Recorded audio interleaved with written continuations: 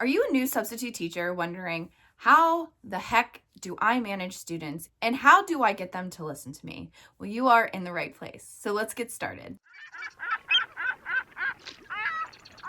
So tip number 1 that I have for you is to make sure that you introduce yourself to the students. It doesn't matter if it's kindergarten or if it's 12th graders.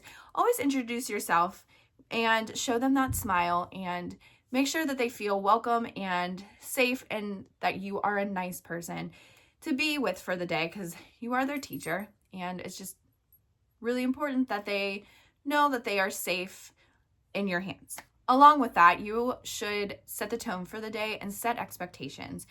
And now you don't have to make like so many rules that it feels like the students are going to have to be walking on eggshells for the day, but it could be something as simple as, when the teacher is talking, no one else is talking. Please raise your hand if you want to say something. We are going to be working hard today. This is what your teacher has for you today, and I expect you to work hard and be kind and be nice to everything in the classroom, even all of your classmates and to me, and I will be respecting you.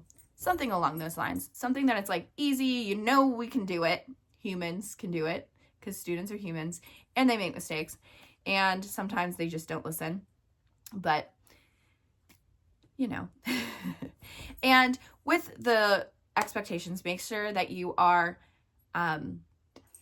consistent with them and you're fair with them so that they know, like, you mean boss, you mean business. Like, you are here to keep them safe and to keep them held accountable for what they need to do. Okay.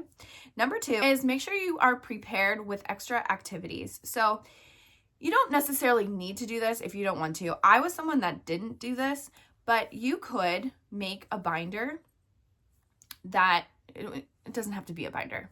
Let me rephrase that. Okay. Whew. You can get stuff from the internet. You can type in free coloring sheets and print some off if you want to.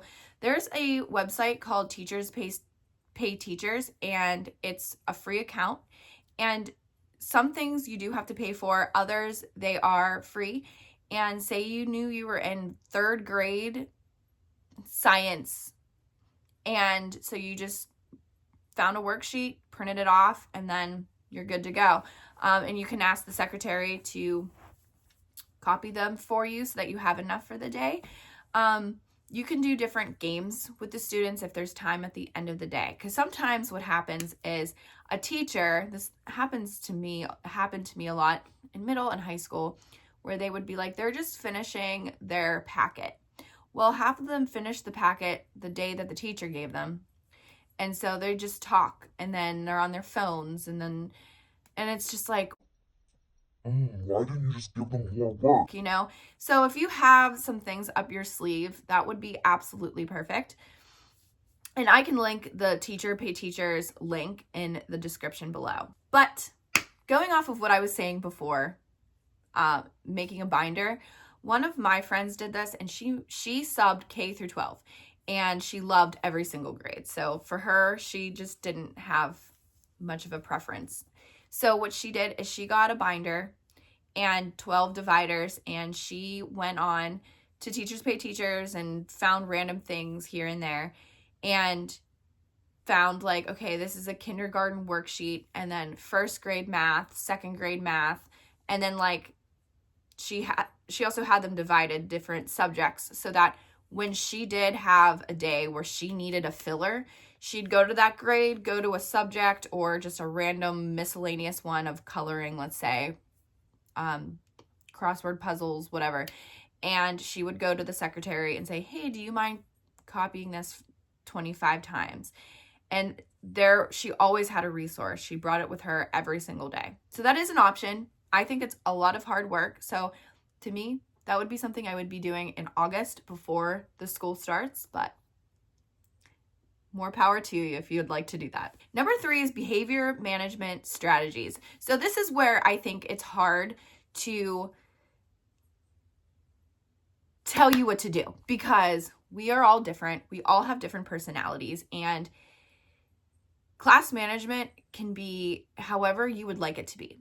So in elementary schools, I suggest elementary schools doing this, is you can do attention grabbers. So you could do something like class, class, and they say yes, yes, or if you can hear me, clap twice, and then they repeat. That works very well in elementary school. You could, for high school, I used a thing called the 3-second rule. So I would wait till the late bell rang, and I would say, okay, class, let's get our seats in. And then I would just stand there for a second, 3 seconds. I would give them 3 seconds, and for some reason it worked. And they would all like, oh, she's talking, and then like sit down. You could tell a story. If they're talking too much, you can just start saying like, oh my gosh, this one time I was like driving down the street, and like make it up. And then all of a sudden they're looking at you like, what? Like, yeah. Rewards work really well. You can do, if you want to, you can bring in like flashcards, the index cards, and you can write like, they can write their names on it. And then when they do something good throughout the day, you can hole punch it. And then at the end of the day, they can get like an incentive. They could get like like pencils or notebooks or whatever it is that you bring. I mean, it can be cheap. Just try not to make it food for allergy reasons and hopefully no choking reasons. They really like that. You could do a mystery student. So this one, again, would be like elementary school. And you could do, you could pick a student and you tell them in the beginning, in the morning, I'm going to pick a mystery student who is always respectful to the students and to everybody, and they do their work, they sit quietly, like you make up whatever you want them to do. And then at the end of the day, you get to tell and reveal it, and then that student gets a prize. That one is a really good one because they all obviously want the surprise and they want to be that mystery student. So yeah, so class management strategies, it's hard at first, and the more you do it, the better it gets. The easier it gets and you understand it more.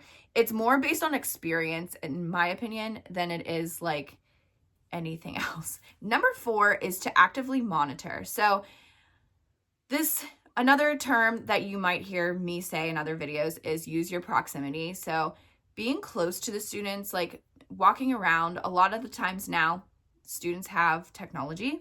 So they may be trying to be slick when they see a substitute teacher in the room, and they're like, I'm going to go on Roblox for the day instead of do the work that my teacher told me to do.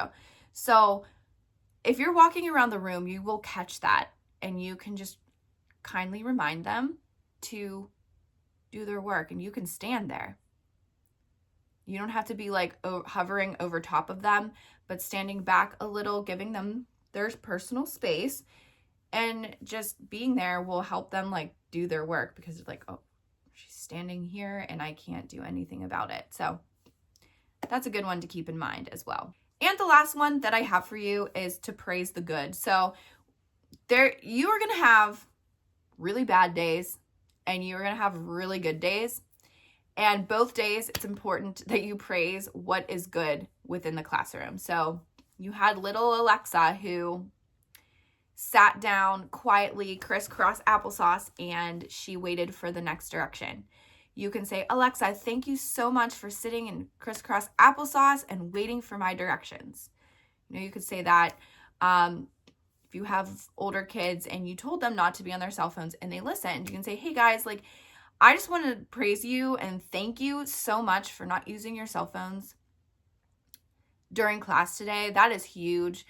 I know how hard it is, but I think you guys did a great job listening to the directions, and I'm going to let your teacher know. So maybe they will get an incentive from their teacher.